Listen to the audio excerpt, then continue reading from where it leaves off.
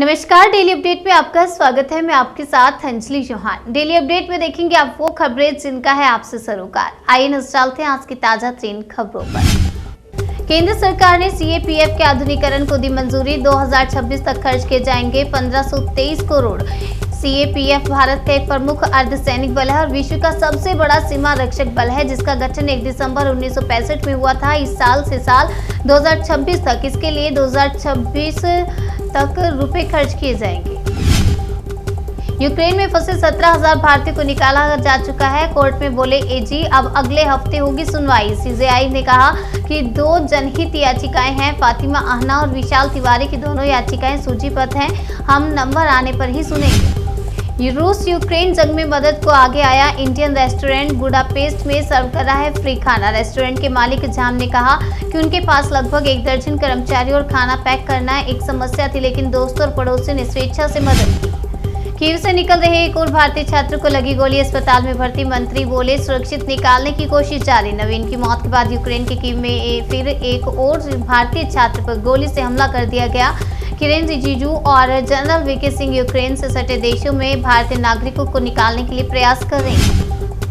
भागलपुर में bomb blast में 12 लोगों की मौत। 4 घर पूरी तरह से जमींदोज हो गए। पीएम मोदी ने मुख्यमंत्री नीतीश कुमार से की बात। बिहार के भागलपुर में बम ब्लास्ट में 10 लोगों की मौत हो गई है, जबकि कई लोगों के घायल होने की खबर है। बम ब्लास्ट गुरुवार देर रात हुआ। ब्लास्ट के बाद 4 घर पूरी तरह से जमींदोज हो गए।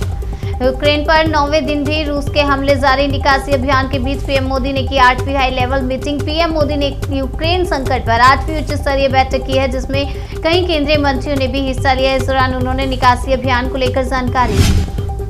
अधिकारियों का हिसाब किताब करूंगा वाले बयान पर फंसे मुख्तार अंसारी के बेटे अब्बास। मऊ पुलिस ने दर्ज किया केस। मुख्तार अंसारी को 2005 में भाजपा विधायक कृष्णानंद राय की हत्या में उनकी कथित भूमिका को लेकर गिरफ्तार किया गया था। अब तब से वह सलाखों के पीछे थे।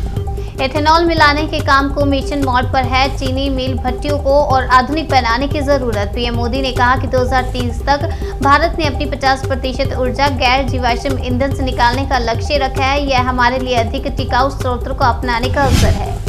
यूक्रेन से मुरादाबाद लौटे 11 छात्र। परिवार में खुशी का माहौल। मुरादाबाद के सिटी मजिस्ट्रेट एमपी सिंह का कहना है कि जितने भी छात्र हैं सब सेफ जोन में पहुंच चुके हैं। हालांकि वहां पर अब खतरे की कोई बात नहीं है।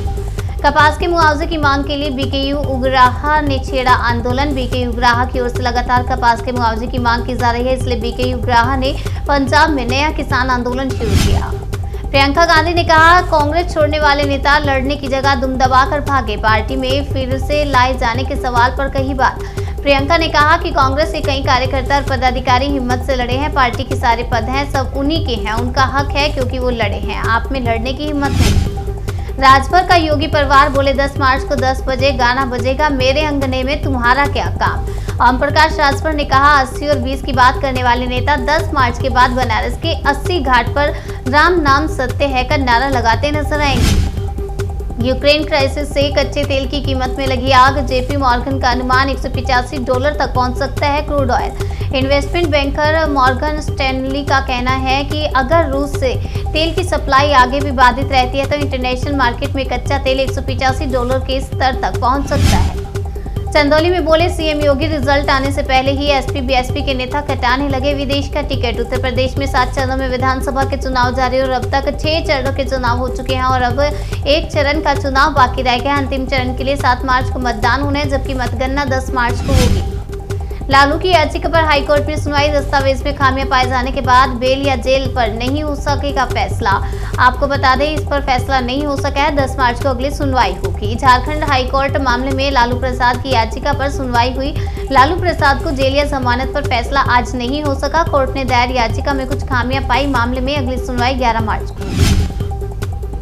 यूक्रेन में गोली लगने से घायल हरजोत सिंह ने मांगी मदद। कहा जल्द से जल्द मुझे यहां से निकालिए। रूस और यूक्रेन के बीच आज युद्ध का 9वां दिन और ये लड़ाई अब दिन पर दिन तेज होती जा रही है। बीजेपी विधायकों ने किया विधानसभा के सामने प्रदर्शन। नवाब मलिक के इस्तीफे की कर रहे हैं मांग। महाराष्ट्र में नवाब मलिक की गिरफ्तारी के बाद से सरकार और विपक्ष आमने सामने है। बीजेपी लगातार नवाब मलिक के इस्तीफे की मांग कर रही है। स्टॉक मार्केट में आज फिर गिरावट से निवेशकों को लगी चपत। शुरुआती ट्रेड में ही 4 लाख करोड़ रुपए से ज्यादा गंवाए। शेयर बाजार में आज फिर निवेशकों को चपत लगी और उनके 4 लाख करोड़ रुपए से ज्यादा साफ हो गए हैं। घरेलू शेयर बाजार की गिरावट में सेंसेक्स एक समय 1100 अंक से भी ज्यादा टूट गया था। डेली अपडेट में फिलहाल इतना ही। तब तक के लिए बने रहिए हमारे साथ और देखते रहिए जन सेतु जन से सरोकार।